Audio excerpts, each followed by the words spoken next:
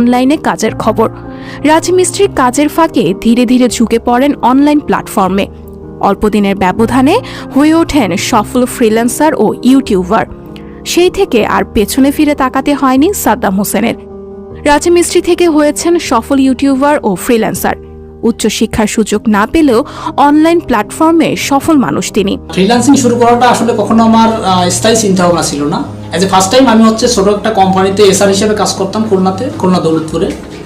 এরপর আমি চাকরি করাকালীন বিয়ে করে ফেলি।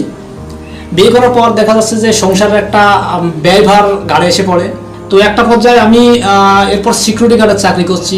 এরপরে আমি রাজমিস্ত্রি কাজ, এই যে দিনমজুর, সেখানেও আমি কাজ করছি শুধুমাত্র স্বাবলম্বী হওয়ার জন্য। স্টার্টিংটা হয়েছিল কন্টেন্ট ক্রিয়েট নিয়ে, কিন্তু আমি সেখানে স্থায়ীভাবে দাঁড়িয়ে নিই। As a content creator, freelancing, market place যতগুলো আছে, যেমন আপওয়ার্ক, ফাইবার, ফ্রিল্যান্সার, যেটা আমি যখন কাজ করছি